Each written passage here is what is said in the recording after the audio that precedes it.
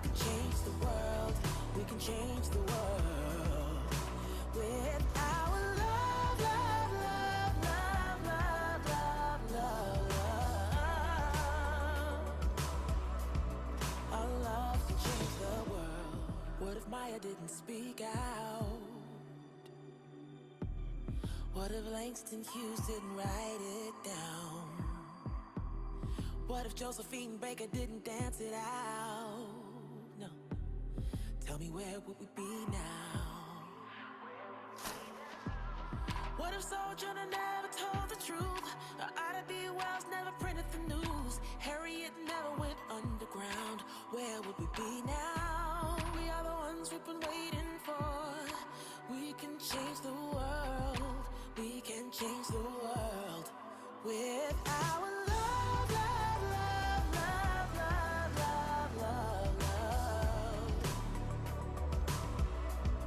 'Cause it is up to us.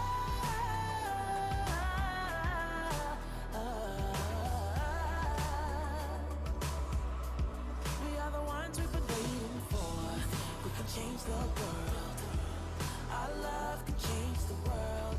We can change the world with our love, love, love, love, love, love, love, love. Our love can change the world. Me too, I matter, you matter, we matter. Together we are love. Me too, I matter, you matter, we matter. Together we are love.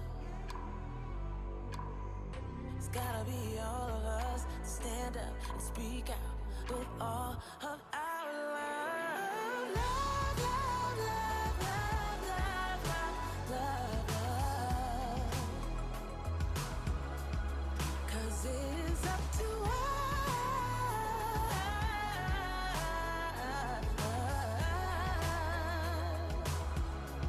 We are the ones we've been waiting for.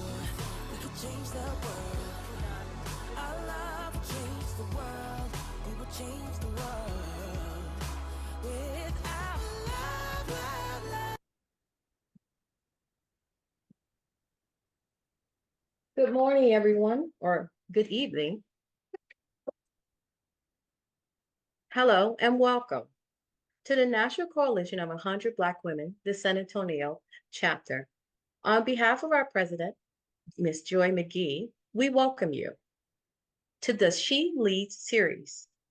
My name is Ms. Ginger Stevenson, and before we dive into the webinar, we would like to provide you some guidance on tonight's webinar. 1, you will be able to watch and listen to the webinar. We recommend placing any of your questions or comments inside of the chat. Please let us know what organization you are from inside of the chat as well. 2, if time permit, we will open up a live forum for questions. During this session, this is where you can raise your hand, the icon at the bottom of your screen. We will take you off mute. You ask your question, and once you're finished, after your conversation with our guest speaker, we'll put you back on mute so we can actually go to the next question. The webinar will be handled by the webinar is being recorded and will be used for a National Coalition of 100 Black Women, the San Antonio chapter, by the Leadership Committee, and will be used on our media platform as well. 4, Ms. Sherry Dawes and I will be the persons that will be monitoring the chat. For your questions and your comments tonight, if for any reason we're unable to get to your questions, thank God you provided your email. We will provide your feedback with the speaker. 5, for any reasons, San Antonio is San Antonio. I think it's sometimes just going through one of the phases. So if the weather, or for some reason during this storm, if we become disconnected or we lose power on our end, please allow us grace. Give us about 10 to 15 minutes to come back on. But if you should lose power and we're still live, the link that you used to sign up for tonight, please log back in and we'll be here continuing on the process. At the end of this lecture, this webinar tonight, the Candid Conversation, we will love to do a group photo. And so the way that that happens is once we're into the live forum, we will ask everyone to raise their hand. Myself and Sister Doss or Sherry Doss will actually take you off of mute. We'll bring you into the room. We'll take you off of mute. We'll bring you into the room. And that way, and we say, please show your pearly whites where we can see your beautiful smile at the end of the session, and we'll take a group photo. For any reason, if you choose not to be on camera, you do not need to come into the room. If you just want your name on camera, you can. You can just not click, not turn on your camera. But we thank you for joining us. Now, let's get to the main attraction, what you all came for, the grand event. And that is the reason why you're here tonight. So we thank you on behalf of the Leadership Committee, National Coalition of 100 Black Women, San Antonio chapter, our president, President Joy McGee. And now I would like to turn it over to the monitor, Miss Shanika Harris, to get started. So thank you so much for joining us. Miss Harris. Thank you, Ginger. Good evening, everyone. Thank you for joining us for our first National Coalition of 100 Black Women, San Antonio chapter, SheLeads speaker series. Tonight, you will be a part of a candid conversation covering some of today's hot topics in leadership. These topics include understanding your purpose, how you can positively impact our community, improving our world through leadership and advocacy, how to develop strategic leadership moves, and building a blueprint for the next generation. I definitely believe that this is a session that you will enjoy. This phenomenal woman is making history every day. Thank you for joining us as we celebrate Black excellence. Margaret Wilson-Anaglia is a trailblazer, entrepreneur, and dedicated community advocate embedded in the fabric of San Antonio. In a historic milestone in 2023, she made history by becoming the first African-American woman to hold the position of Port Board Chair, making waves in her commitment to breaking and shattering glass ceilings.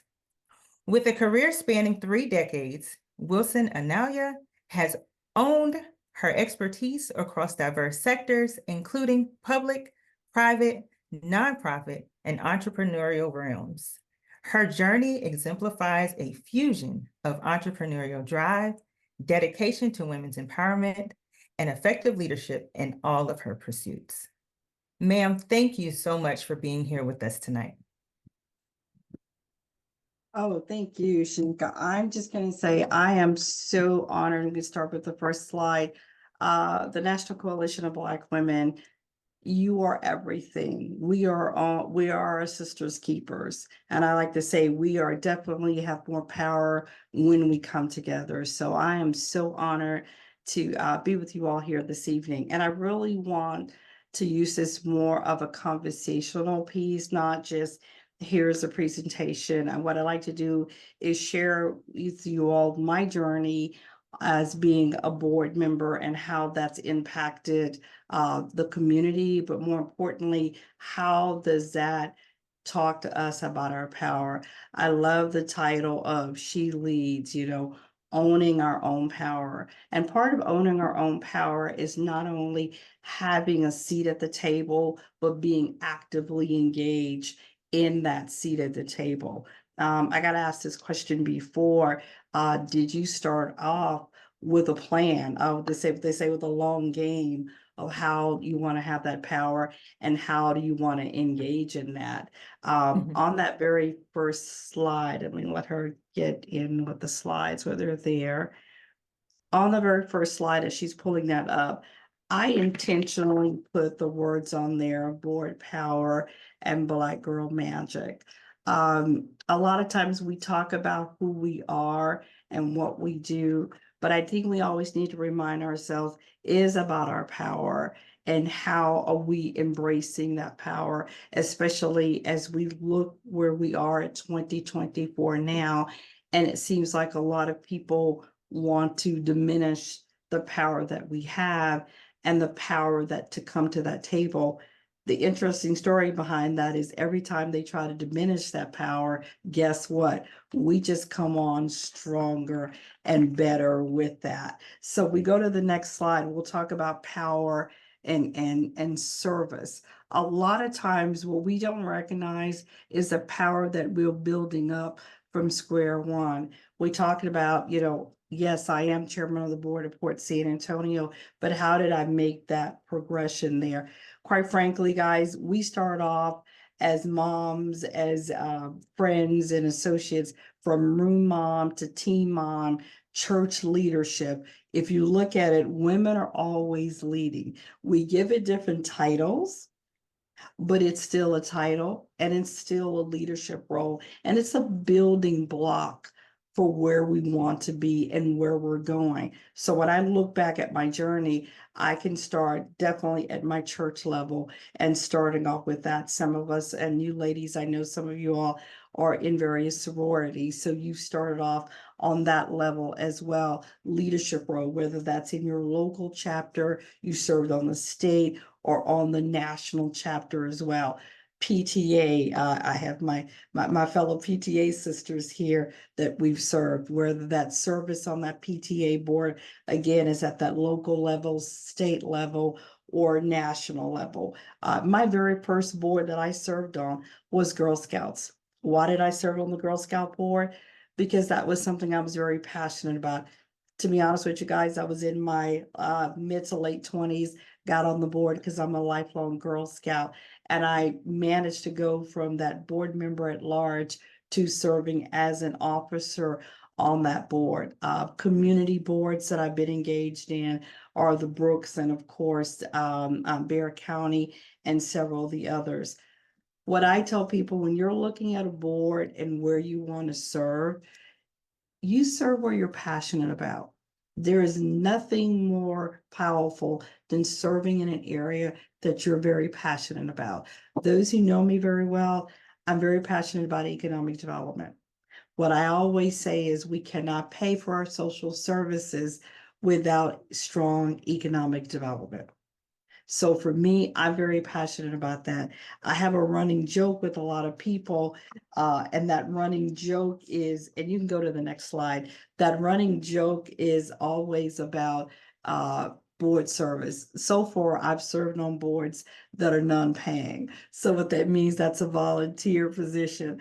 And I always laugh that if I'm not enjoying what I'm doing, I'm certainly not going to enjoy this volunteer activity on that. So I think it's very important to take a look and be very clear on understanding the impact of our service. They need to see us. They not only need to see us, but we need to be engaged. There are a lot of decisions that are made about our community on so many levels on various boards. And I don't know if you all are aware of this, but the top boards in our San Antonio area are all run by women of color who are chairmen of the board. And let me just tell you, that is huge for San Antonio. Keep in mind, San Antonio, the African-American population is only 8%. So we are the minority of the sub-minority. We have two African-American women that are serving. Jolene, she's awesome. She's just incredible in her service and what she does. She's with SAWS. And I'm serving on the port. And then you have two of our Latina sisters who are doing CPS and several other boards. But if you can imagine in San Antonio, that's never occurred before. And there's several other major chamber boards too that women are serving on. Brooks is the other board. What that just means is things have changed. I loved when someone told me, well, you're the first African American. I said, I may be the first, but I don't want to be the last. Why do I not want to be the last? Because it shouldn't take another 10 or 20 years. We need to fill that pipeline. My sisters, what I say to you all is we fill that pipeline and we continue to fill the pipeline. So we just don't have one African American sister every 5 or every 10 years. because that's what will happen if we're not filling that pipeline. And the power of the service, as I said, is impacting our community in so many ways where those decisions are being made. And when they're being made, they need to be made with our input, with our voice, with our direction, and with our focus. So for me tonight, again, I want to spend more time on the questions, but my challenge, and we can go to the last slide, my challenge and my commitment to say to you is not only will you serve, how do you want to serve? Do you want to serve on the local level? Do you feel like your context and your position that you're in now will be better suited on the state level or on the federal level? Do you want to volunteer with a nonprofit organization? Do you want to volunteer with an organization that has 100+ year history? Do you want to start off with a organization that's new to the game? Do you want to have an organization that is industry specific? I say select an organization that you're going to be passionate with, not necessarily that you are going to focus on that impact on it, but where you're going to be passionate with. Because there are times when you have long meetings, you have long interaction and hours that you're going to have to gauge in, and you're going to ask yourself that question, do I really want to be here? For me, that answer has always been yes. I purposely don't serve on a large number of boards at one time. I've always said I'm going to serve at any given time on 2 to 3 boards. And why do I say that? Because I need to give those boards my full attention. There's a couple purposes that people serve on boards. One, it's something they're passionate about. And I'll be honest and say this, the other is resume building. There's nothing wrong with a resume building. So I say serve and serve because that's your desire to serve. So for me, the commitment is how can I support my community? How can I make my community better, especially in the area of economic development? Again, in order for us to pay for our social services in our community, we need to make sure that we have strong economic development opportunities. And when I say opportunities, that comes in the area of workforce. It also comes in the area of small businesses that can grow into large businesses. And those opportunities are abound in our community. So I'm going to stop here and we can roll into some questions. I see that there are a couple of questions there. Thank you so much for giving us that overview. And while I was sitting here, I was writing some notes, and the thing that stuck out to me is you said, serve where your passion is. I believe that is so powerful because, like you said, sometimes we get, 2 boards, 3 boards, 4, and, we do them for different reasons. And I hear you talk about economic empowerment and development. Is that what led you to this work? I would say yes, and I'm going to say a slightly no. What led me is just a passion and serve. I was raised in a family that too much is given, much is expected. And I think as African American women, strong women like you all are here, we've all been raised that way. So the question has always been, how can I serve? How can I be best to be of service?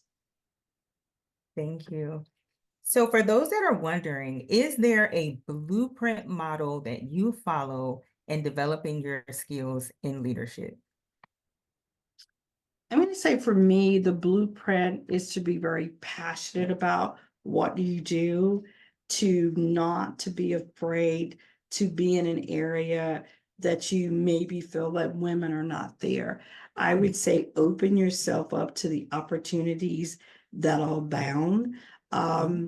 Blueprint is one of those very interesting things. I called myself a purple duck. And I say that because as I look back from my high school days to college days to workforce. I literally have this very background. I laugh about being in high school. Who goes from ROTC their freshman year, dance team their second year? I would have did band if I could have played an instrument, but to journalism the third and fourth year in high school. And I go from a degree plan of accounting, and I love my accounting. He was so sweet. The director said, this is not your people. Okay. You're not going to be happy in accounting. And I said, no, I want to be an accountant. And he goes, I'm gonna have you to do a semester internship. And sure enough, he was right. Those were not my people. Okay. I just that was not my area of expertise. So I ended up with literally this undergrad degree in management and computer information systems. And again, this is way before computers and where we are today, and hopping on to a graduate degree in urban studies. And I say that not to list out everything I've done, but if you notice, that's a wide cornucopia of Yes. areas. So it's not a Pacific area. And I love my sisters who know what they want to do and they know the area and they're very Pacific with. I think that's incredible and I honor them. I am not one of those people. So, and I say that, and when you ask me, do I have a blueprint? I don't have a blueprint of directly, this is what I want to do. I open up myself to the opportunities that come my way and things that I see out in my community as well. Okay, thank you so much for answering that. So for our next question, and you did mention that the population in San Antonio is 8% African American, and also how there are women of color who are sitting on these boards, and you've just been able to be a part of that. The question is, as the first woman and a woman of color, what are some strengths and challenges that you see when it comes to effective leadership? I think the challenge is to open up yourself to the opportunities. Don't be as concerned with the skill set that you don't have. Utilize to the fullest your skills that you bring to the table. I'll share with you a very interesting story in that it was the first, I'm going to say, disagreement per se that we had on the board. And I'm going to admit to you, I was not in my happy place. Most people know me, I'm just positive, I'm outgoing. I was just not happy with the direction it was going. And it was going in a very negative manner and not disparaging, but it was negative. And I gave myself a 2-minute pause because I didn't want to come across as the angry Black woman. And I shared that with someone, and someone told me, stop it. Why are you saying that? And I said, what do you mean? I said, I wanted to be straightforward, but I didn't want to seem that I was angry. And she said, first of all, you have a right to be angry. Second of all, you are professional, and I know you've come across professional. Giving yourself that pause was okay, but I want us as women to feel like we can speak up. We don't have to diminish our light to extend to that next level. We don't have to capitulate to what the rest of the group is doing. So I think that's really important, especially being on a board. But again, know who you are, know what you can contribute. Don't be afraid of that contribution there, because I think that's really important. And again, have the faith enough to step out. I'm on Port San Antonio board. I do not have an aviation background. I do not have an aerospace background. I do not have a cybersecurity background. But what I do have is I understand that the jobs and the opportunities are being created out there is a strong economic development driver for our community. That's why we've hired a CEO. That's why he has a wonderful, very talented executive team. That's why he has 100 employees out there. I don't have to know the nuts and bolts, but what I do know and understand is the economic impact to our community as a whole. Oh, thank you so much for that. Just listening to you speak and giving us that scenario, I'm sure a few of us sitting in this space today have been there. And we have also done that pause because we don't want to be perceived that way. And I thank you for giving us that reassurance that it's okay to show up who you are with your skill sets and just handle whatever comes our way. Oh man, that was just so powerful just hearing you say that because it resonated with me. Like, and like I said, other women in this space right now. And I just really want to thank you for that. Yes. No, and again, thank you for receiving it as is. One of the things, as I know I've gone on in my journey, I like to say I'm blessed because I'm in the fourth quarter of my career. I like to say the first quarter of the fourth quarter of my career.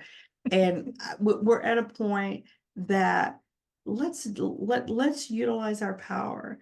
Let's leverage. What are they gonna say? No? Okay. And what placement, but what if they say yes? What if there's a had answer to that? We'll never know that answer if we don't ask. And if we, it's not enough just to be at the table. And I like what Tyler Perry said, when they wouldn't let him in, he built his own table, as in he built his own studio. Well, some of us not all gonna build our own studio, but we need to be at the table and we need to listen, but we also need to speak. And we don't have to speak with every word, but we need to speak enough and when it's important enough. Because again, we're living in a time that I think a lot of us thought we would never see. Yes. And now we're, there are people who want to make us think we can question our Blackness. But as my grandmother used to say, there's two things I've got to do: die and stay Black. and let me add the third, as she would say, staying a woman. Thank you for that. So I also heard you say that you don't have to know everything, and I'm paraphrasing. You just have to have the right players in the right spaces. I also want to thank you for that, because sometimes we count ourselves out because I don't have the education, I don't have the background, I don't have this skill set. And that shouldn't stop us, but sometimes it does. So thank you for being an example and once again reassuring us that it's okay to not know everything, because sometimes that's the weight that's on our shoulders, that we have to know everything. And being able to just hear you reiterate that doesn't have to be the case. So for those of us that are in this space and you're holding back because you don't have everything, you heard it here. You don't have to know everything. Okay. And I So want thank you us for that. I want us to reach out to everyone. And when I say everyone, folks who you would maybe think that they would never be your allies. I find it very interesting, the conversations that I've been engaged with for a number of years on various boards. And it never ceases to amaze me. I will meet someone in the room who doesn't look like us, who said, I never thought about that. And again, that was part of that. We have to meet people where they are. Sometimes we have to walk 2/3 across that bridge. But it's interesting, you walk that way, you connect with them, and that's a lifelong friend, if not connection, that maybe would have never connected with us, not for negative reasons, they just didn't know. Right. And I make the connection to my sisters who don't look like me and my brothers who say, "Oh, you're so articulate. I don't know that many people look like you." I said, "I am so sorry that you have not had the pleasure and the honor to engage with so many people of color who have this power. Right. Next time, I want to make sure I put you in a room that you can meet several of us, 100 at a time." That is such a good answer. Some people will be very uncomfortable and others will be like, But I will know, and I've said this for years when people have said that to me, because I let them know you do not know. Right. And it's no longer acceptable for you not to know. I love it. It's a challenge, so it challenges them to Absolutely. open up. It doesn't give you that easy door opener. And to me, it's always, and I'm a lot older, so I've been around a longer time. Our parents, there's certain things that said, "Oh, you don't want to do this, you don't want to do that." And sometimes I feel like as African Americans, we have a long list of what we shouldn't be doing. I'm Yes. shifting my list to now what I should be doing. And And there's so that's much a mind power shift. in that. Much more power in what I should be doing. Because if I'm so, and those who read the book Strength Finders, know what I'm talking about. You focus on your strengths. By focusing on that list of what I shouldn't be doing, to me, we're negating our opportunities that we have. We're reducing our power. And again, we don't have the time nor luxury to do that anymore. And I think if COVID hasn't showed us anything, I like what someone shared with me not too long ago. They said, as a person of color, we've always had to pivot. We've always had to make change. So guess what? I'm not saying COVID was easy, because it wasn't. I lost my best friend that I've known from childhood to COVID. So I understand that pain very closely. But what I know is we can pivot, because Yes. we've always been pivoting. So let's look at pivoting as an opportunity versus it's something I have to do to get over this hump. Let's look at it as an opportunity for growth versus an opportunity for an issue that I have to resolve. I love it. Thank you. Remember, pivoting is an opportunity for growth. Thank you so much. So I do have one more question to ask. So we've talked about the different boards that you've sat on. We highlighted your past experiences in different fields.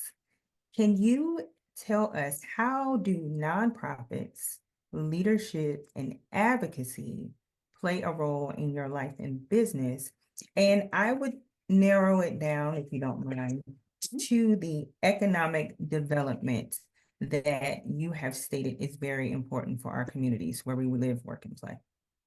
Absolutely.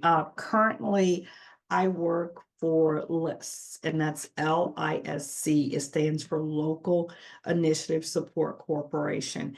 It actually has over 30 locations throughout San Antonio. I'm sorry, throughout the US. San Antonio is one of the locations. I just did a 28-month stint with LIFA. Both of these organizations are based regarding economic development. I will tell you, the list does probably a lot more housing, but what we know for sure, housing is economic development. Why is housing economic development? It builds wealth. When we are homeowners, it builds wealth. So it goes back to my whole economic development focus. There's so many nonprofits out. And I think that somebody said that there were over 1,000 nonprofits in San Antonio, and I forget the figure, and I have it written down somewhere. The reason why that was a powerful number, because we're not a Dallas or a Houston with large Fortune 500 companies here with large numbers of it. So that means that if you're a nonprofit, you're going to really be working every angle in this community to fund yourself. So for me, and I've just, in all clear honesty, I've just gotten into this nonprofit sector. I'm gonna say because of COVID in 2021, the largest nonprofit I worked for was the city of San Antonio. And I told myself I would never work for a nonprofit smaller than that. Well, here I am on nonprofit number 2 in less than 3 years. That's much smaller than the city of San Antonio. But again, I've selected these because they are focused on economic development.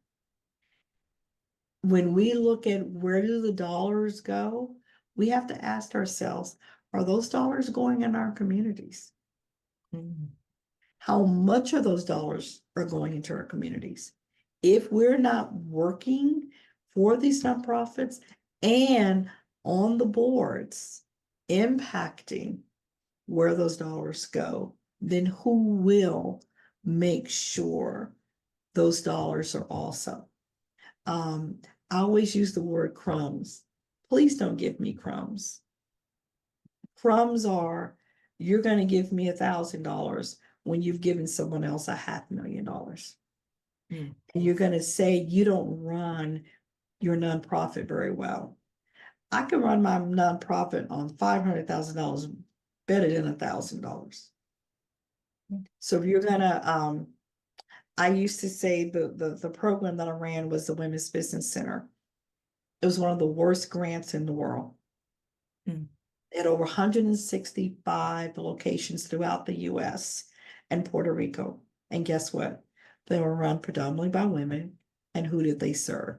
I used to say, we're serving the underserved, underfunded. We are underfunded. We're serving the underserved and the underfunded, and we're doing it blindfold. We were doing it well, which was insane. Right. And if you could imagine only a grant of $150,000 that you had to match 100%. And it funded 2 employees barely. But the expectations were you to fill a stadium, so to speak. The program has been around for 25 years, and the funding had not changed in 25 years. Mm. So again, when you're looking at the nonprofits, who is serving on the nonprofit boards? Who is serving on our nonprofit boards of our HBCUs? Why are they not funded? Why are some of them underfunded? Especially when they're funded by large church organizations and public, i.e. a Prairie View, who's part of the A&M system. Right. We have to ask ourselves, when you tell us we're not performing, but you're underfunding us, Mm. who's calling that out on the boards? Who's calling that out on the staffs? And who's doing it in a consistent manner?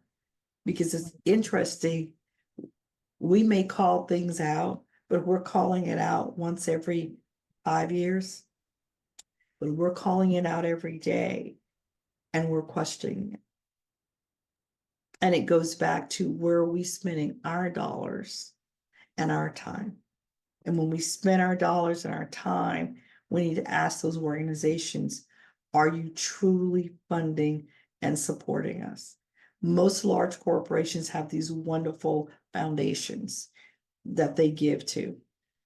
I now ask the question, if you have a foundation, let me take a look at your records. I want to know who you're funding. I want to know how much you're funding. And especially if you're funding organizations of color, how much are you funding them compared to the other organizations? Ooh.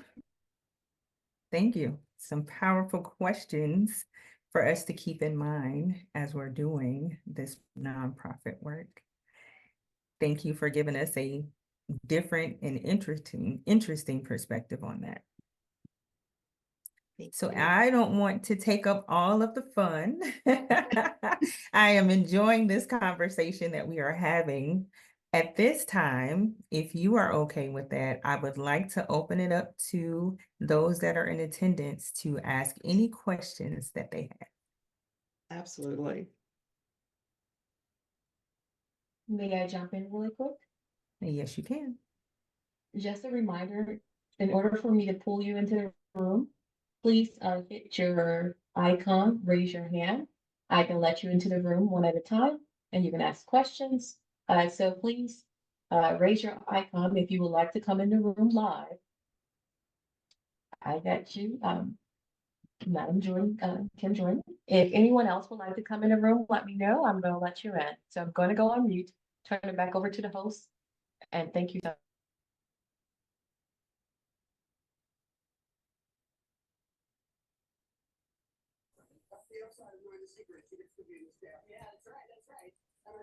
Good evening, Margaret. Can you hear me? Yes, I can. Hello, Miss Kim. How are you with your phenomenal I'm, woman self? I'm doing well. I can't, our system is new and so we're learning. And so please bear with us. Oh, no, you're Uh, fine. and it doesn't allow me an opportunity to go on camera. But at any rate, earlier on, with this series, how you are owning uh, your own power. I love it. And I like to know, how do you react to those who are sitting at the table who did not realize you are the person who has the lead, who is serving in that chairmanship position, and they just didn't have an idea that it's, oh, it's you. I had no idea. uh, how is that reaction when you know that's what they're saying internally? And how do you just handle that, I guess, in your reply, although they're not saying it to you, but they want to know, well, is this quite the role that she's supposed to be in? You know, that kind of reaction. Oh, Kim, I get it, I would say daily with the role. It is now what I call my superpower. Um, Before becoming board chairman, I could walk into a room and I could hear every conversation. I would always come out, as my sister, Dr. Shea, would say, golden nuggets, because I'm overhearing conversations people are sharing. Well, when you become bored, all of a sudden they don't share as much. So what I tend to do is go into a room, and that I never lead with hello, I'm Margaret Wilson-Anaglia, chairman of the board of Port San Antonio. I love to see their reaction when other people introduce me as a chair. You can see, like, close your mouth. Yes, it's true. I would love to say that. I need to Okay. say that one time, but no, it is. I think the first couple of times I've not been surprised, Kim, by that reaction. I relish in it now because I'm like, yes, it's a Black woman. Yes, it's a woman. Yes, it's a Black woman. And yes, it's a Black woman with an afro. That ought to throw you off really much. So again, relish in it. Take that opportunity to ask questions, to ask for commitments. And those who know me very well, I'm always going to ask you for a check because I'm like, what can you contribute? Great. Oh, And you, yeah. that is wonderful. And when usually when people are embarrassed, they tend to want to give you a check. Okay. So that's my little secret weapon, I would say. Oh, it's a great one, and thank you for sharing that. You're One welcome. other one other observation that I have is that on the nonprofit side, when we do have these foundations, and you have literally gone in and asked to see the books, have they been willing to show you, or it's a little bit of hesitation? Or I'm not going to show you their books because they were all public. You can actually access that information because they all have to file tax reports The and so 990? forth. The 990. So Okay. already know. My question is again, if you are accepting donations and monies and support from people of color, how much of that money are you giving back? How are you giving that back? And I think that's a question that we need to ask. You know, is 50% of your money going to administrative costs? You know, or is it more like 10% or 20%? And the other percent is out in the community. But also, who are you serving? And not just who are you serving. I like to ask people now, what are your deliverables? You know, what are you trying to support in the area? We know if it's education, well, what part of education? Are you helping to support more African American males and females become educators? Well, if so, in the 10 years you've been around, how many of those how many young people have you supported who are now teachers? You know, those are some simple things that we can ask ourselves is, you know, what is your mission? What is your deliverable? And are you delivering that deliverable? Thank you so very much. I'm excited for you. Oh, You're- and Kim, thank you. Thank You you. are a wonderful addition to kick us off on this series. Just fantastic. Margaret, thank you. Okay.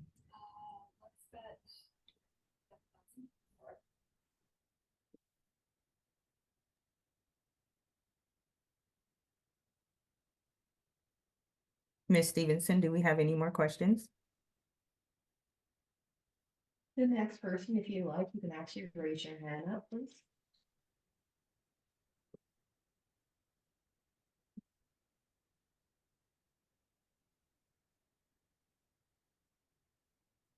And do you have any questions in the chat that I can answer as well? So at this time, somehow the chat was disabled, and so that's why I wanted people to come into Oh, the room, sorry. and so that way you can have a open conversation. So if I can have everyone to raise their hands, I can bring you into the room, just like you see on your screen with Miss Kim Jordan. I would like to bring you in the room. Thank you. And bring you into the room, but please remain on mute. And then if you do have a question, just raise your hand and I can just unmute you to allow you to talk. So I'm gonna bring you into the room unless you drop a chat to say that you wish not to be brought into the room. There is a question. One, Ms. Lambert says, you are amazing. How do you address the challenge of board racial diversity? That is a challenge in our community. That is where we as a people need to step up and be very intentional about board service. Right now, if you go to the city of San Antonio's website and you go under boards and look at the number of board positions and committees that are open, that's a good starting point as well. Now, the challenge is going to be that some of those positions you're going to have to live within the city of San Antonio. That is also, I think really for me, it's almost like a dirty little secret in San Antonio because our population is so spread out and a lot of folks are not actually in the city of San Antonio. If you live in Helotes, if you live in Cibolo, if you live in Universal City, you do not live in the city of San Antonio. When you go to vote and you can't vote for the mayor of San Antonio because you do not live in San Antonio. Like, for example, the board that I'm serving on, you have to live within the city of San Antonio. I'm going to say most of the boards, not all of them, but do. But again, it's about serving. And you heard me mention earlier, it's that pipeline. We have to be focused and targeted with that pipeline. Right now, on the port board, there's 11 positions. They're all appointments by city council and the mayor. So again, there's 11 slots. I am the only African American on that board. And for as long as I can, I've only been on the board since 2018, but prior to that, there's only been one. Guess where that one is coming from? Just so happen I do live in District 2. But I find it very interesting. There are a lot of us on this call who do not live in District 2. Look at those other districts, look at those boards you want to serve on. And we need to challenge the system. We need to say, I want to serve. I want to serve. Here's my experience. Here's my expertise as well.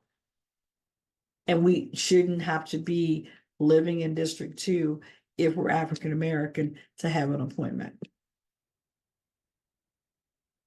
So again, it's really about filling that pipeline and filling that pipeline continuously as well. Thank you so much. You're welcome. At this time, do we have any more questions?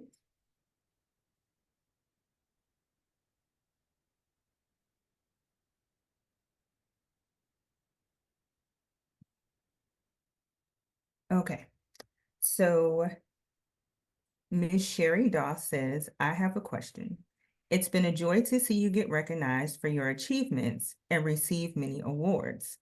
How can we better promote and recognize outstanding African American women like yourself, not just in our communities, but in the great San Antonio community? That's a great question. I would say we need to apply. It's about in that pipeline again. I have been, I'm going to say very blessed, very fortunate. I feel like I was on the Margaret Road show in March with getting 3 awards. I had to actually step back and take a moment and actually enjoy it. I'm going to be honest with you all. That is not something I would normally do. I did not nominate myself. I just feel like there's always somebody out there better. But what I want to challenge ourselves, because someone challenged me, and I'll be honest and tell you who it was. It was with Girls Inc. Leah came and she says, I'd like to honor you. And with the Girls Inc. Bold and Strong and Smart Women, and I want to honor you in the smart category. And I said, no, Leah, there's so many people out there that's so more deserving. And she says, I want you to stop that. She said, you do the work. You do the work. You should be honored. And I had to take a step back. And this is an Anglo woman who's sharing this with me. And she says, I almost didn't ask you because I knew you were going to say no. But she goes, I need you to say yes. I said yes, had a fabulous time. But it reminded me, we do the work. We have to nominate other women. Every woman that's on this call tonight, it's all 19 folks that are on this call. We should all be nominating each other and be bold enough to nominate yourself as well. I like to challenge each one of us. I've already sit through just the one awards, just so happened I was on the committee. And that's the other thing, get on the judging committees. I find it interesting. They usually only have 1 or 2 of us. I'm like, really? We need to learn to be more visible. We need to say, you know what, I like to be on that committee. And we need to make sure that we have X number of applicants. And I'm going to share a little secret. I just finished, it's the Greater Chamber, their Women's Award that's coming out next, actually this month. Dr. Adina Larson is going to be one of the recipients, along with Dr. Harriet Kelly is going to be one of those. And let me tell you, usually there's one of them. We managed to get 2. Let me share with you all a little secret. The next time you all fill out those applications, you know how the old saying they tell us to be very short and succinct, kind of like don't go over 2 pages on your resume. When you're filling out those awards, be as long-winded as you need to be. Let me tell you why. Because the applications that came in that were 8 pages, not that everybody read all those, it was reflected that these women have all of these activities that they've been involved with. I noticed the women of color applications. Why did I notice this? Because I actually went through all of the applicants. They have the shorter applications. We have to brag on ourselves, show our power, share our accomplishments. Women, we don't naturally do that. And as African American women, we don't always do that. That was a very powerful lesson that I learned, because usually I filled out those applications before and I just an abbreviated version. The key is you want to be long, you want to be detailed, you want to share the magical Black girl magic that we are.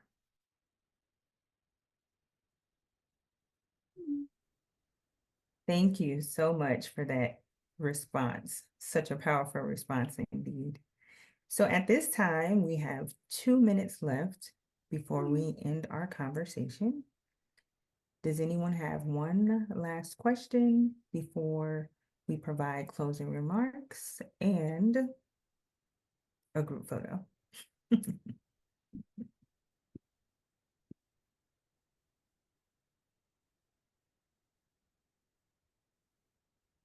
Shanika, may I Okay. say something? Yes, ma'am. I just want to say thank you. Thank you for this honor. I am truly honored to take this time tonight. And I want to challenge all of us to be our authentic selves, because we can embrace our power. Do not allow anyone or anything to divert us from our path that we should be on. It's okay to fail, because it's not the failure. It's about how we recover. We are resilient as a people. We are resilient as women. When you look at just the organization alone, it's powerful to know that you have an organization of this power in so many cities in the United States. And can you imagine, and we've already seen that the last election, when we come together, we can make that change. We will no longer allow ourselves to accept the less than and the crumbs. I'm here for the whole check and for the full check. And I'm here to create that opportunity for that. I want to challenge all of us. When we're in a room, we be in the room. Stay prayed up, stay focused, but know that the power is truly within us, and we do have it, and we're not alone. Being in this beautiful room here, I'm reminded we're not alone. And together, the power we have within us, we can make changes consistently and intentionally. Thank you so much for that. Ooh, that just gave me chills. Thank you for making space for the National Coalition of 100 Black Women, the San Antonio chapter. We know that you are busy, but we are so grateful that you were able to make space for us this evening. At this time, I would like to thank everyone for joining us tonight as we celebrated the historical moments that Ms. Wilson-Anaglia has shared with us in her experiences and her perspectives on leadership and community, and most importantly, economic development. I hope that you leave this session feeling empowered, inspired, and rejuvenated to continue being a change agent within the communities where we live, work, and play. Thank you for making space for us tonight. I ask that you stand by so that we will get closing remarks from Madam President, and then we will also take a group photo. Madam President, over to you. Wow. Powerful, very powerful. Thank you, ladies. Excellent job owning our power. Sister Wilson, you are just beautiful. You are just elegant. You definitely own your power, and you are so confident in your power that you don't mind sharing it with others. We know that Marianne Williamson said, hey, don't be afraid to own your power. Don't be afraid to shine, because when you are not afraid, then you give somebody else permission to shine. And that is exactly what you are doing. And yes, you are all of that. When they try to honor you, it's because God has made you amazing, wise, smart, great intuition, great insight. And so you are truly adding impact on those boards. And not only are you adding positive impacts and shaping them, but as you said, you are also doing it in supporting our community. And for us as Black women, are you all standing proud now? I see beautiful Sister Kim Jordan. She's a beautiful leader. I don't know how I would be without her right now by us working together. What beautiful power she has. And I just, another thing that it really impressed me is pipeline, action, everybody. Are we making a pipeline for others? Are you taking the time to mentor others? Are you taking the time to invite them to events like this so they can get their cup full, so they can stand a little bit prouder and continue to serve? So making that pipeline really stood out to me. And I love what you said. I might be the first, but I don't want to be the last. That is just really, really powerful. So ladies, I hope that as our beautiful Sister Harris said, that you have been inspired. I hope that your cup has been filled so that you can go out and pour into others and build them up. Thank you so much for being here. I pray great blessings on you. I pray great success on each and every one of you, and shine bright. Thank you so much. I wanted to say that Madam First Vice President is here too. So if you said it was 19, so really it was 20. We're just here together, that's all. So we have somebody else here. She's enjoyed it immensely. She's so proud, and she really was touched by the words that you and the wisdom that you shared today. Thank you. Before we leave, Sister Harris, I would like to have Madam Kim Jordan. Would you like to say anything before we close out? She's in charge of the leadership committee. Thank you so very kindly, but our Madam President said it all. She had the best greetings for closing our first SheLeads series. And I know Margaret on a personal level, and that's why I was so excited to have her be first and to set it off in such an inspiring way. So thank you so much. My pleasure. If I may add, I would like to thank those that are responsible for putting this on, the Leadership Development Committee, Sister Ginger Stevenson, Sister Sherry Doss, with the support of our leadership, Madam Third Vice President and Madam President, and all of you who have shown up to make this possible. Thank you so much, and we look forward to connecting with you all in the future. With that being said, thank you all and have a good evening.